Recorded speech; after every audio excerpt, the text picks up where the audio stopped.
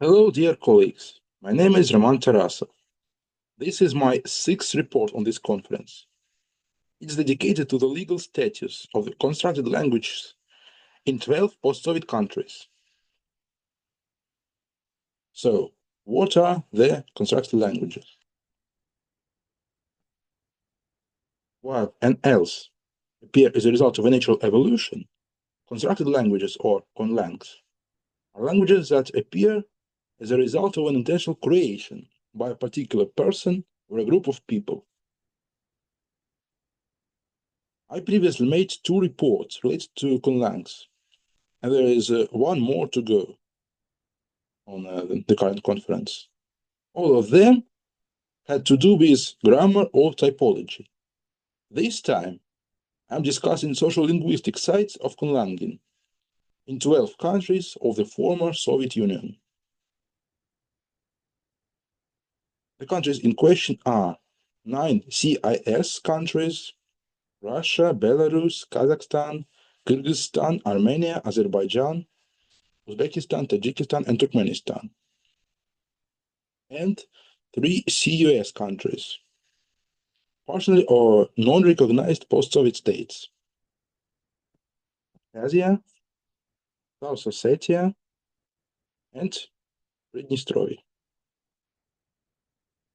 I must warn that geopolitical issues and questions of the country's status, the correctness of their independence, are not a topic of this project and are not to be discussed. The legal status is discussed as is in the countries that exist. This report is also not aimed at criticizing or exalting or otherwise judging any country or its legacy, but only at description of a conlang status in it.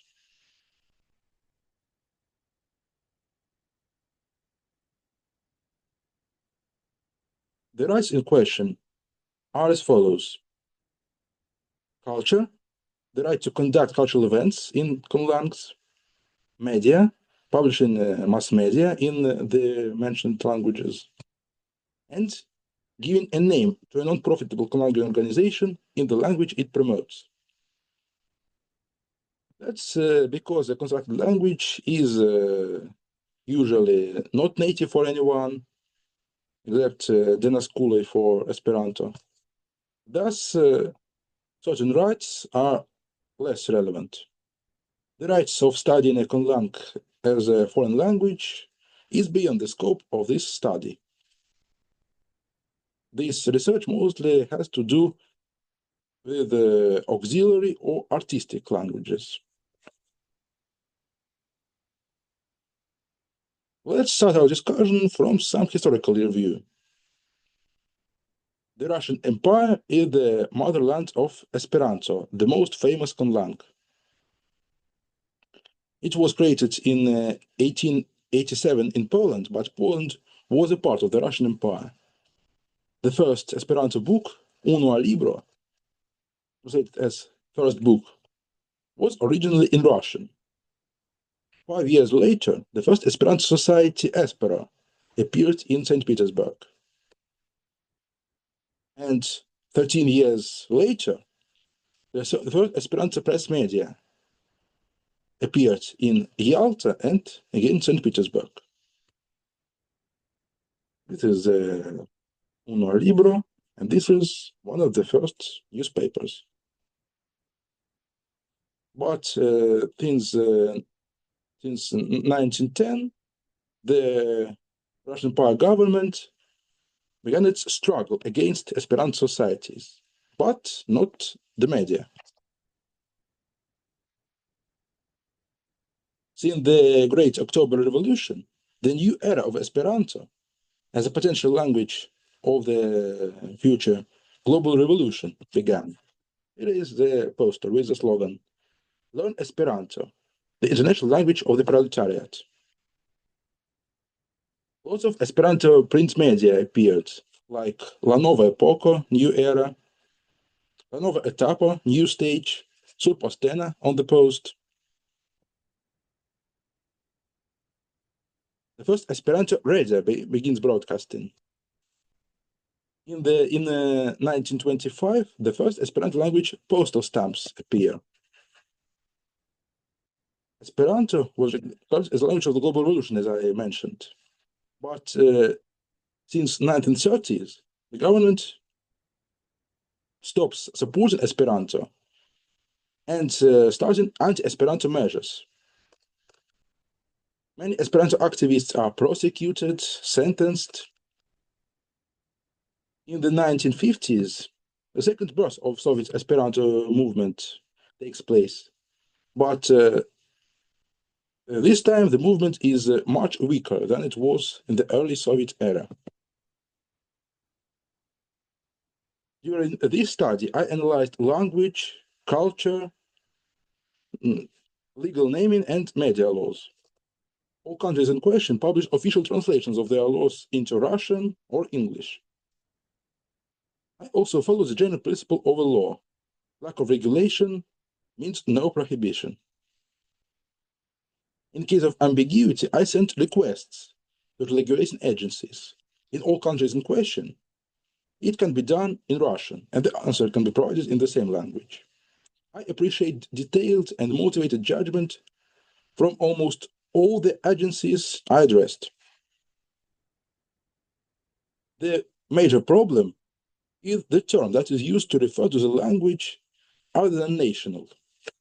They can be другой or иной язык, literally another language, which has no restrictive reading, or язык другого народа, literally the language of another ethnicity, which obviously has only restrictive reading, only as a natural language. And the third term is иностранный язык, the foreign language, which can have two readings and is ambiguous.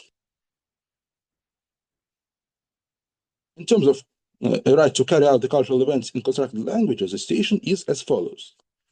9 countries out of 12 impose no restrictions and provide the right to use other languages. These are Russia, Belarus, Kazakhstan, Armenia, Azerbaijan, Turkmenistan, and all the CUS countries. In most cases, there are no regulations. Russia declares Russian as the main language of cultural events, but taking into account the peculiarities of the cultural field and not specifying what it means. Kazakhstan implicitly permits usage of any language, national and other languages. 2 more countries, Uzbekistan and Tajikistan, restrict the languages of the governmental events to only national languages, Uzbek and Tajik respectively, but impose no restrictions for non-governmental events. Kyrgyzstan is the only country in the sample to only permit local languages for any cultural events. National or languages of minorities. Look what is written. Usage of other languages for cultural events is permitted if necessary to ensure the rights of ethnicities inhabiting the Kyrgyz Republic. Such formulation leaves no room for conlangs. In terms of a right to register a conlangan organization under a name in the language it promotes, the situation is almost the opposite. 8 countries out of 12 prohibit names in non-national languages, with some exceptions for Russian. The countries are Belarus, Kazakhstan, Kyrgyzstan, Azerbaijan, Uzbekistan, Tajikistan, Turkmenistan, and Pridnestrovye. For example, the Belarusian law is as follows. Official names of organizations are given in Belarusian and Russian. Uzbekistan and Tajikistan make exceptions for foreign organizations, but not for local ones. 2 countries do not restrict the language of an organization name, Russia and Armenia. But both countries use the formulation a foreign language, which is ambiguous.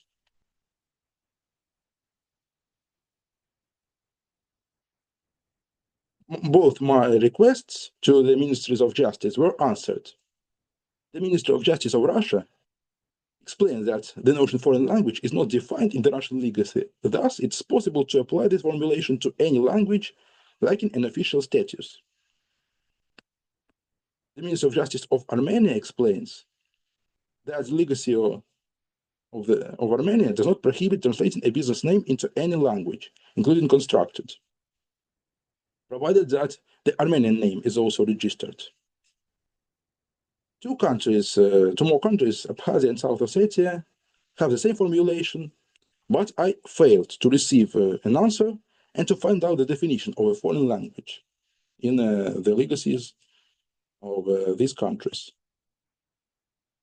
At the same time, 8 countries out of 12 do not restrict using a conlang as a language of mass media.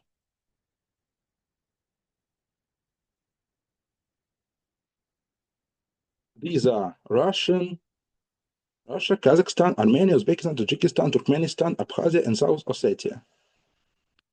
Russia requires that if a language other than Russian is used in the mass media, an identical version in Russian must also be provided.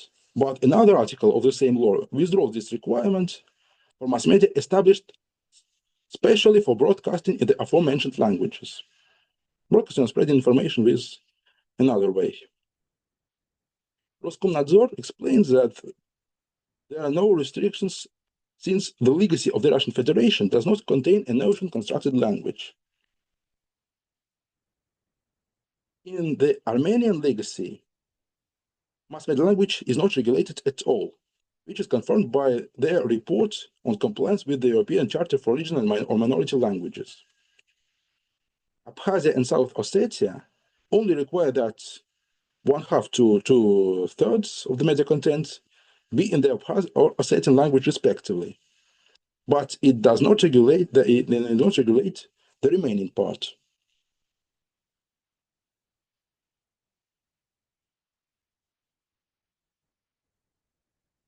Two countries impose restrictions on specific kinds of media. Kyrgyzstan only allows the national language Kyrgyz and the official language Russian for TV, radio, and press, but does not regulate the language of e-media.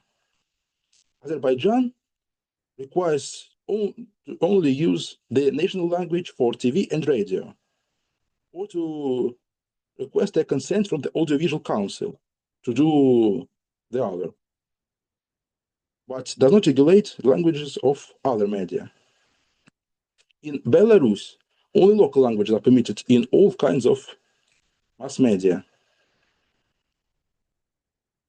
The Mass Media Act uses formulation other languages, but its definition is given in the Language Act. It only means a language of a local minority, as the Ministry of Information explains.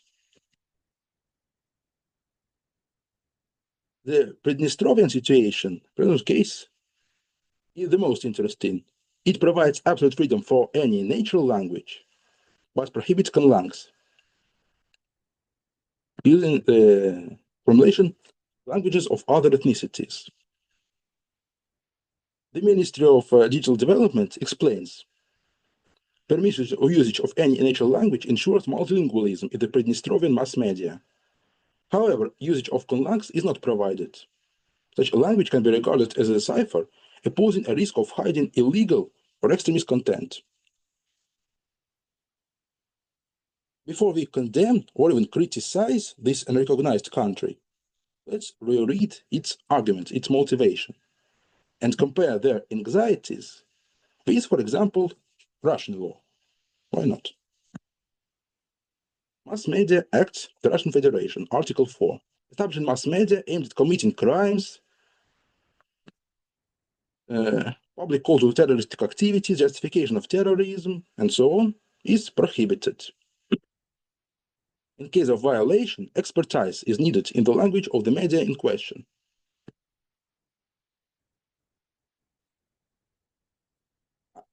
The peculiarities of conlanging in the post-Soviet zone are also important. Last year, I dedicated my report to so-called overt or authorial microlanguages. On the one hand, they originate from the natural Russian languages, natural languages of the ethnicities of Russia.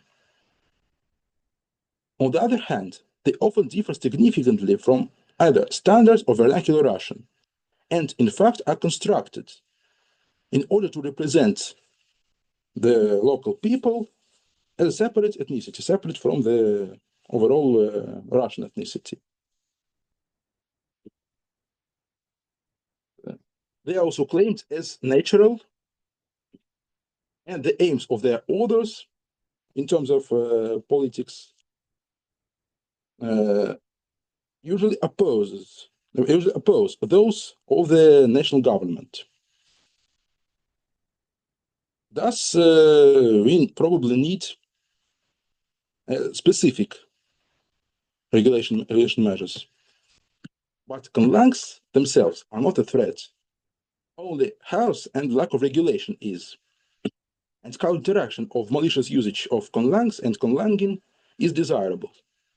I personally believe that language constructors and conlang experts must cooperate in counteraction of malicious usage of conlangs.